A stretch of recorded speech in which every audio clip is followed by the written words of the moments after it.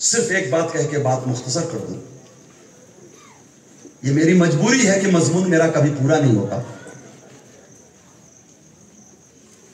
حضرت یوسف کو اپنا بنانے کے لیے مصر کے بادشاہ سے زلیخا نے شادی کی. جب یہ بازار مصر میں بکے تو خریدوا لیا. تڑپ منہ مانگی قیمت دے کے خریدوا لیا. پھر اپنے قرب میں اپنا غلام بنایا. پھر 7 دروازے بند کیے. اندر آخری والے حصے میں اپنا غلط ارادہ ظاہر کیا. اللہ نے اپنے نبی کی پاک دامنی کو سلامت رکھا. یوسف بھاگے، دروازے کھلتے گئے، تالے ٹوٹتے گئے. نتیجتاً آپ کو قید کر دیا گیا. کیا کر دیا گیا؟ قید کر دیا گیا. آپ کے خواب کی سچائی نے، تعبیر خواب نے آپ کو مصر کے تخت پہ بٹھا دیا. مصر کے تخت پہ آن بان شان مل جانے کے بعد حضرت یوسف نے اپنے ملک کے ہر خرد و کلا، ہر چھوٹے بڑے، مرد و عورت، سب کی دعوت رکھی. سب کو کھلا دیا. سب کو کھلا دیا. ایک بڑھیا رہ گئی. پتا چلا کہ ایک ٹاپرے میں بڑھیا رہتی ہے، جنگل میں وہ باقی رہ گئی ہے. آپ نے قاصد بھیجا، کہا اس کو بلا کے لاؤ. اس نے کہا دعوت تمہاری طرف سے ہے؟ کہا نہیں. کہا تو جو دعوت دینے والا ہے اسے بھیجو. جو دعوت دینے والا ہے اسے بھیجو. تب میں دعوت قبول کرنے کو تیار ہوئی. حضرت یوسف خود تشریف لے گئے، چونکہ رب سے وعدہ کیا تھا کہ میرے ملک میں مولا اجازت تو دے مجھے، کسی کو بھوکا نہیں سونے دوں گا. چلے گئے. کہا کہ کیا عذر ہے تمہارا؟ دعوت میں نے دی ہے، میں بلانے آ گیا. چلو. کہا نہیں چلو، شرط ہے میری. شرط ہے میری. کہا وہ شرط کیا ہے؟ کہا آپ یوسف ہو، آپ مستجاب الدعوات ہو. کہا تجھے کیسے معلوم؟ کہا اگر مستجاب نہ ہوتے تو آپ بھاگے. اتنے بڑے بڑے تالے خود ٹوٹے، دروازے خود کھلے، آپ کا خواب سچا ہوا، مصر کی سلطانی ملی، آپ کی دعا مقبول ہے، میری شرط مانو. کہا وہ شرط کیا ہے؟ کہا رب سے دعا کرو کہ وہ مجھے پہلے کی طرح جوان اور خوبصورت بنا دے. پہلے کی طرح جوان اور ہاں، عورت اپنے مسئلے میں بڑی ہوشیار ہوتی ہے. یوں تو زمانہ کہتا ہے کہ ناقص العقل ہوتی ہے، ہاں، لیکن جہاں اپنے مفاد کی بات آئے تو اس سے زیادہ ہوشیار کوئی. ہاں، حضرت عزیر علیہ السلام کی بڑھیا نے بھی یہ کہا تھا کہ اگر آپ عزیر ہو، اللہ کے نبی ہو، تو مجھ بڑھیا کا پہلے تو یہ بڑھاپا ٹھیک کرو، پھر آنکھیں ٹھیک کرو، تاکہ میں آپ کو آپ کے بیٹے سے ملا دوں. اللہ کے پیغمبر سے. حضرت یوسف علیہ السلام ادھر ادھر دیکھنے لگے. رب کی طرف سے الہام ہوا، یوسف تیرا کیا بگڑتا ہے؟ ہاتھ اٹھا، لب تیرے کھلیں گے. قدرت رب قدیر کی ہوگی. جوانی واپس آ گئی. جب جوانی واپس آ گئی تو کہا اب بول چل. جیسی تھی ویسی ہی ہو گئی نا. اب شادی کرو مجھ سے، اب مجھ سے شادی کا وعدہ کرو، تمہاری دعوت میں چلتی ہوں. پھر آپ خاموش. رب العزت کی طرف سے آواز آئی، یوسف تیرے لیے اس نے زندگی کاٹ دی، قبول کر لے. قبول کر لیا. شادی ہو گئی، دعوت میں آ گئی، شادی ہو گئی، حرم میں آ گئی. کلمہ پڑھ کے صاحب، ارے بولیے نا صاحب. اب اللہ کے تجلیات کے جلوے پڑے. اللہ رب العزت کی تجلیات کے جلوے پڑے. بچپنے سے دیوانی زلیخا حرم میں یوسف کو پاس نہیں آنے دیتی. چھا گیا دل و دماغ میں، اللہم معیک، اللہ دیکھ رہا ہے، اللہ میرے ساتھ ہے.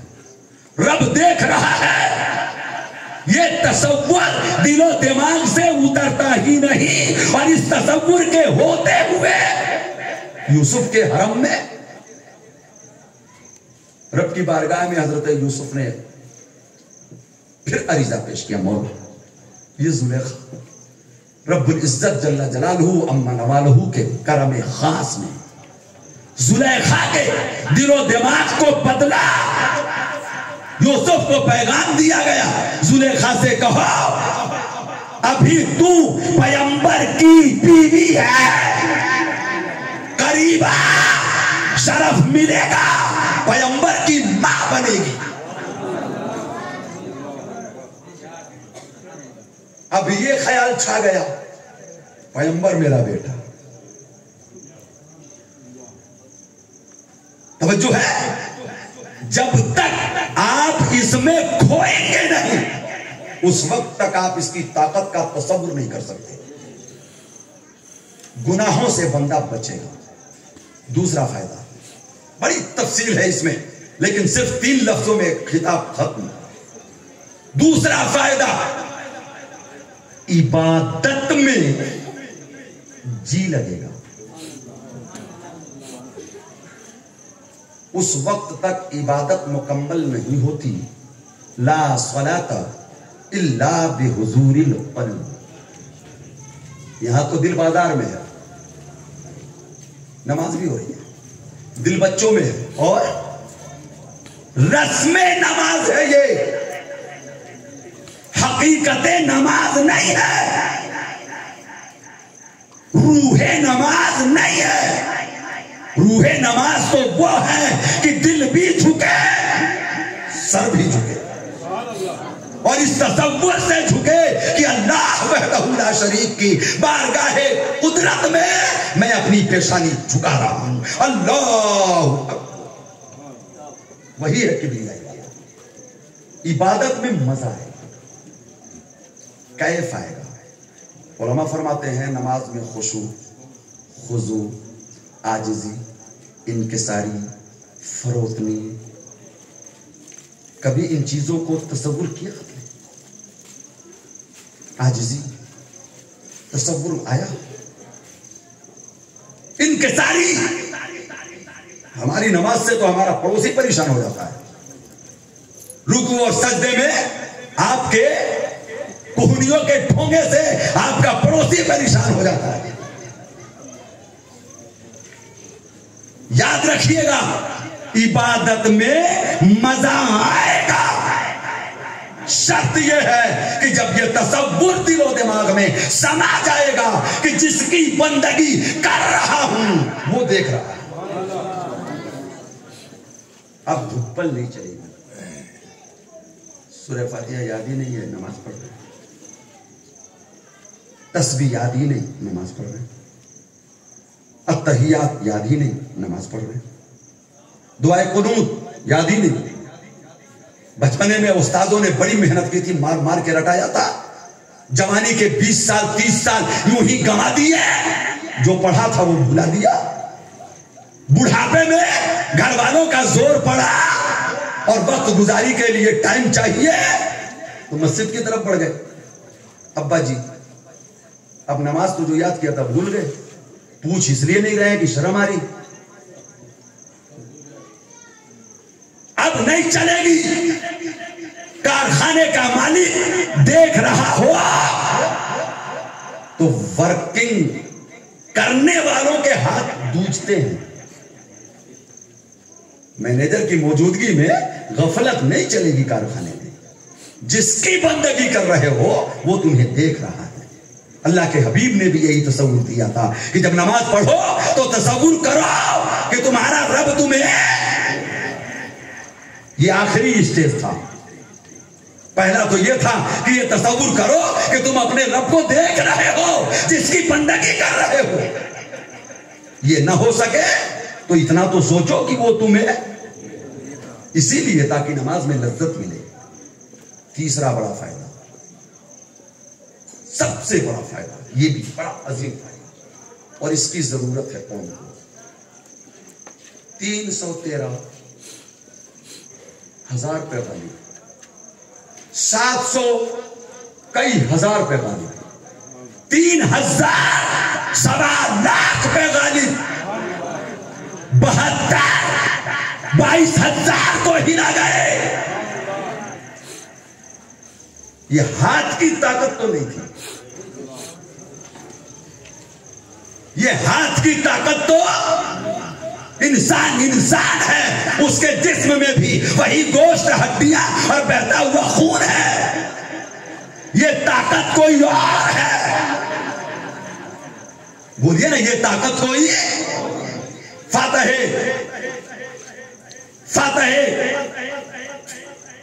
زمان عظیم سپہ سالار فاتح قادسیہ حضرت سعد بن وقاص دریائے دجلہ میں جب اپنے گھوڑے ڈالتے ہیں تو سامنے والے دیکھ کے کہتے ہیں دیواں میاں, یہ انسان تو ہو ہی نہیں سکتے. عجیب عجیب تصور تھا علیہ ایمان کے لیے لوگوں کا, جبکہ ایمان والوں کے پاس کیا تھا؟ جوہر ایمان, اللہ کی قدرت پر بھروسہ, اس کی مرضی کے بغیر پتہ نہیں ہلتا. اتنا بڑا انسان کیسے مر جائے گا یار؟ جب وہ مارنے پہ آئے گا تو کوئی بچا نہیں سکتا, اور جب تک وہ بچائے گا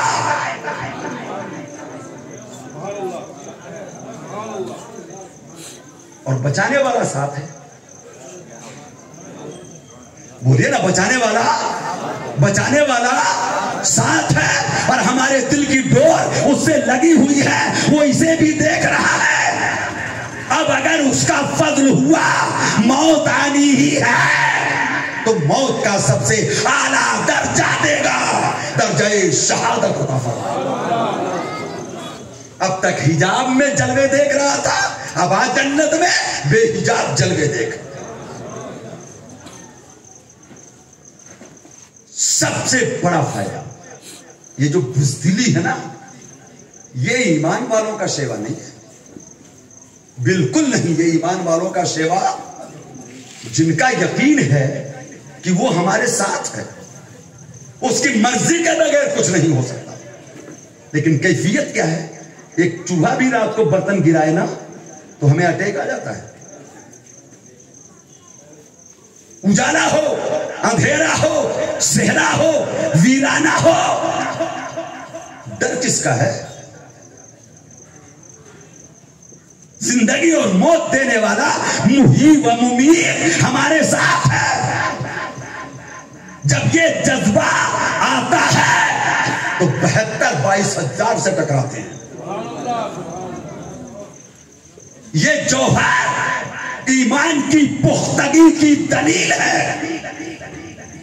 ہمارا رب ہمارے ساتھ ہے, اور ہمارے ایک ایک عمل کو, بولیے, ہمارے ایک ایک عمل کو, اب اچھا کرو برا کرو مرضی آپ کی, نیک کرو بد کرو یہ فیصلہ آپ کا. کس راستے پہ چلتے ہو یہ آپ کو سوچنا ہے, لیکن یہ یاد کر کے چلنا کہ آپ کا رب آپ کے ساتھ ہے اور آپ کے عمل کو دیکھ رہا ہے. ایک آخری بات اپیل ہے, کل آپ حضرات سے میری گزارش ہے کہ 10 بجے تقریر شروع ہو جائے گی, 11:30 بجے انشاءاللہ اختتام ہو جائے گا. بڑے مختصر سے وقت میں, وہ میری ایک مجبوری ہے جس کی وجہ سے کل مجھے جانا ہے. تو آپ حضرات سے گزارش ہے کہ اگر محبت کرتے ہیں تو محبت کا اتنا پاس اور رکھ لینا کہ کل وقت سے پہلے تشریف لے آنا. السلام علیکم ورحمۃ اللہ وبرکاتہ. استغفر اللہ ربی من کل ذنب واتوب الیہ. آئیے مل کے پڑھتے ہیں اشہد ان لا الہ الا اللہ وحدہ لا شریک لہ واشہد ان محمدا عبدہ